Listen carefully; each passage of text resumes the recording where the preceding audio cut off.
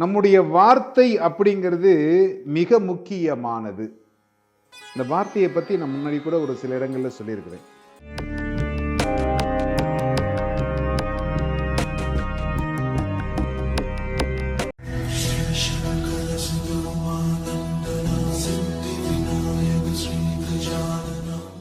வணக்கம். எல்லாம் வல்ல மூகாம்பிகையினுடைய அருளோடு இன்றைய சிந்தனைகள். சில பேர் ஃபோன் எடுத்தோன்னே நல்லது, சந்தோஷம், மகிழ்ச்சி, இந்த மாதிரி சொல்லிக்கிட்டே இருப்பாங்க. இந்த வார்த்தைகள் அப்படிங்கிறது மிக முக்கியமானது. இந்த வார்த்தைகளுக்கு மதிப்பு உண்டு,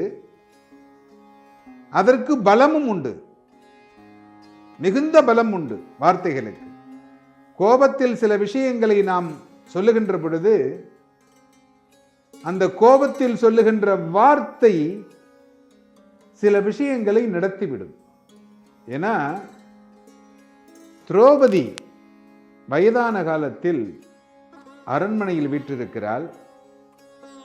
நகர் முழுவதும் நிறைய விதவைகள் நடந்து கொண்டிருக்கிறார்கள், ஒரு சில ஆண்களே வாழ்ந்து கொண்டிருக்கிறார்கள். அப்படிப்பட்ட காலமாக இருக்கிறது. அரண்மனைக்கு கிருஷ்ணர் வருகிறார். கிருஷ்ணர் வந்தவுடனே தன்னுடைய சகோதரன் அல்லவா,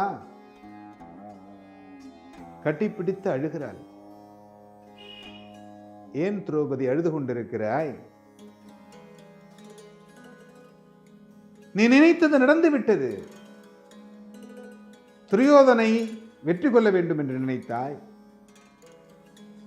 வெற்றி கொண்டாய். உனக்குத்தான் வெற்றி, நீ சந்தோஷமாக தானே இருக்க வேண்டும்.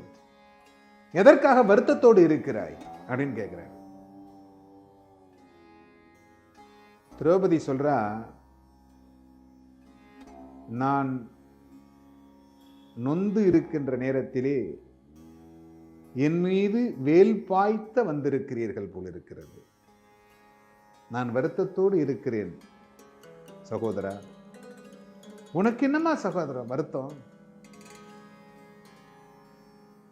இந்த நகரை பார்க்கின்ற பொழுது இந்த நகர் எப்படி இருக்கிறது என்று உனக்கு தெரியும் கிருஷ்ணா. அதற்கு நீயும் ஒரு காரணம் தானே பாஞ்சாலி. அப்பொழுது இந்த போருக்கு நான் தான் காரணமா? நீ மட்டும் காரணம் இல்லை, நீயும் ஒரு காரணம்.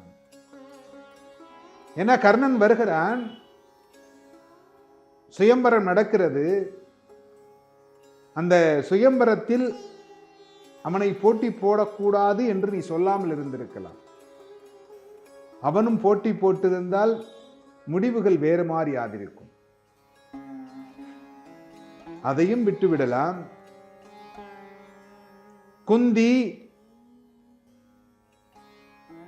5 பேரை திருமணம் செய்து கொள்ள வேண்டும் என்று சொல்லுகின்ற பொழுது மறுத்திருக்கலாம். நீ அப்படி மறுத்திருந்தால் சில நல்ல நிகழ்வுகள் நடந்திருக்கும். இல்லை, துகில் உரிக்கின்ற பொழுது இங்கே அமர்ந்திருக்கின்றவர்கள் எல்லோரும் அப்படின்னு ஒரு சாபம் கொடுத்த பத்தியா, அது கொடுக்காமல் இருந்திருக்கலாம் இல்லையா? அப்ப இதுக்கெல்லாம் நான் தான் காரணம் சொல்றிய? இல்லை பாஞ்சாலி, நீயும் இதற்கு காரணமாகி விட்டாய்.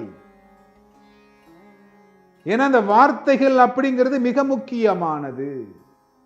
இந்த வார்த்தைகளை நாம் எப்படி எந்த இடத்தில் பயன்படுத்த வேண்டும், இந்த வள்ளுவ பெருந்தகை சொல்றான் பாருங்க. கற்க கசரட கற்றவை கற்றபின் நிற்க அதற்கு தக. நீ படிக்கணும், எந்த இடத்தில் எதை பயன்படுத்த வேண்டும் என்று நீ புரிந்து கொண்டு அதை அப்படி பயன்படுத்த வேண்டும். அப்படி இருந்தால் மட்டுமே நம் வாழ்க்கையில் நாம் வெற்றி பெறுவது இல்லாமல் நம்மை சார்ந்தவர்களும் வெற்றி அடைய முடியும். ஏன்னா நம்ம நம்பி நிறைய பேர் இருக்கிறாங்க. ஒரு மனிதன் அப்படின்னா அந்த மனிதனை நம்பி எவ்வளவு பேர் இருக்கிறார்கள் அப்படிங்கிறத முதல்ல புரிஞ்சுக்கணும்.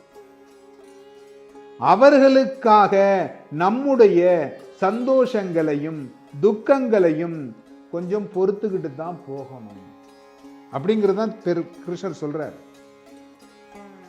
ஏன் அப்படின்னா, என்னால் என்னுடைய கோபத்தினால் நான் எனக்கு பின்னால் வரும் சந்ததிகளுக்கு தவறான வழிகளை காட்டிவிடக்கூடாது, அனாதைகளை உருவாக்கிவிடக்கூடாது.